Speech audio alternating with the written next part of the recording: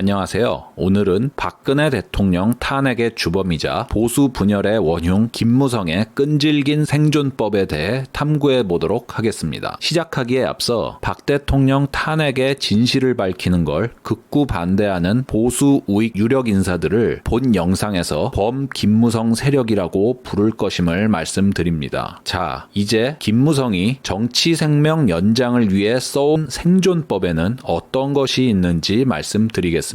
김무성 또는 범 김무성 세력이 이제까지 취해온 선동에는 크게 4가지가 있습니다. 첫째, 이대로 가면 나라가 망할 것이라는 공포감 조성하기. 범 김무성 세력은 대한민국이 공산화될 지경에 이르렀다. 트럼프는 주한미군을 철수하려 하고 문재인은 김정은을 위해 대한민국 국방을 해체하고 있다. 이런 식의 논리로 공포감을 조성해서 나라의 운명을 미끼로 자신의 정치 생명을 또 연장해 보려는 수작을 끊임없이 조직적으로 유포시켜 왔습니다. 이를테면 박근혜 타령, 탄핵 무효 타령이나 하다가 보수 통합이 이루어지지 않으면 나라가 망할 텐데 그 책임을 어떻게 감당할 거냐고 으름장을 놓습니다. 이것은 얼마 전에 나온 김무성의 발언에 대한 기사입니다. 지금 와서 탄핵 이야기에서 선거에서 이길 수 있느냐? 그 결과는 총선 실패로 돌아와 문재인 정권 연장으로 망국의 길을 만든다는 것을 방정맞은 정치인들은 깨닫기 바란다 라고 얘기했습니다. 그런데 아직도 많은 분들이 이런 공갈에 넘어가서 김무성의 호구 노릇을 자처합니다. 그래서 제가 얼마 전에 내보낸 영상에서 나라가 망할까봐 걱정할 필요가 없는 이유를 아주 자세히 설명드린 깔달기 여기에 있습니다. 한국이 공산화될까봐 또는 망할까봐 걱정하시는 분들은 오른쪽 위에 동영상 링크를 걸어드릴 테니까 시청하시고 안심하세요. 둘째, 반문연대 닥치고 보수통합 여론몰이하기. 아까 기사에서 김무성이 보수통합하지 않으면 망국의 길로 간다고 했죠. 문재인 타도 보수통합 다 좋은 말이죠. 누구도 반대하지 않을 명분입니다. 그런데 애초에 문재양을 불러들인 건 누구였죠? 김무성이죠. 그리고 도장런이 보수 통합에 기여했습니까? 자기 주장이 받아들여지지 않으면 선거에서 져도 된다는 자가 이제 와서 자기랑 통합해야 하고 선거에서 반드시 이겨야 한다고 합니다. 그러니까 문재양을 불러들인 자가 문재양을 타도하자고 하고 우익을 갈갈이 찢어놓은 자가 보수 통합하자고 하는데 그게 납득이 되세요? 이게 김정은이 핵실험하고 미사일 쏴대면서 평화 공존 타령하는 것과 뭐가 다릅니까? 문재인이 검찰개혁과 인권수사를 부르짖는 것과 하나도 다를 게 없죠. 범 김무성 세력은 한술 더 떠서 탄핵의 진실을 밝히려는 사람들을 분열주의자, 내부 총질하는 자, 분탕질 치는 자로 몰아갑니다. 또 어떤 분들은 저에게 그래도 같은 보수 우파끼리 힘을 합쳐서 문재인과 싸워야지 왜 자꾸 우리 편끼리 싸움을 하고 그래? 라며 역정을 냅니다. 그런 분들에게 딱 2가지만 말씀드리겠습니다. 첫째, 내부의 적을 제거하지 않고 싸움에 임하면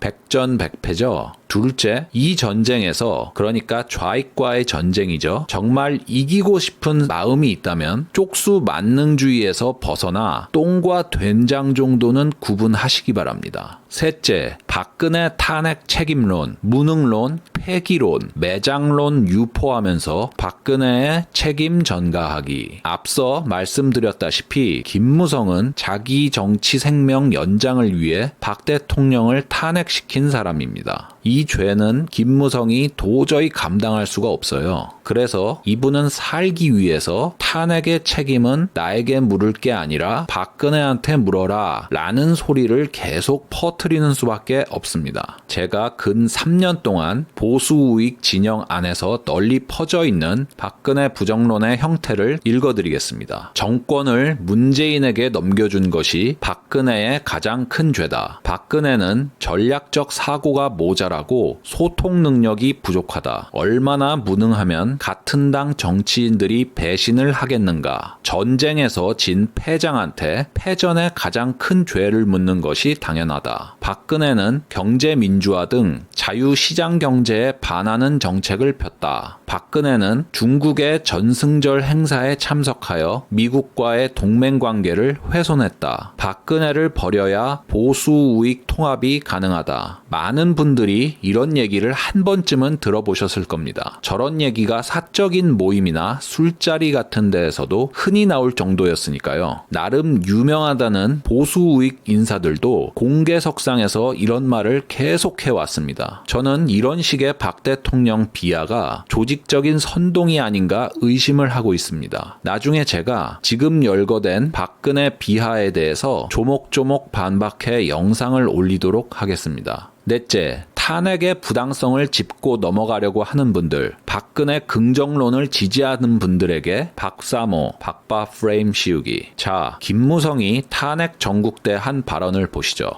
박근혜 대통령이 국민을 배신하고 당을 배신하고 지켜야 될 도리를 지키지 않았습니다. 그들은 박근혜 대통령의 정치적 파트너가 아니라 정치적 노예들이라고 생각을 합니다.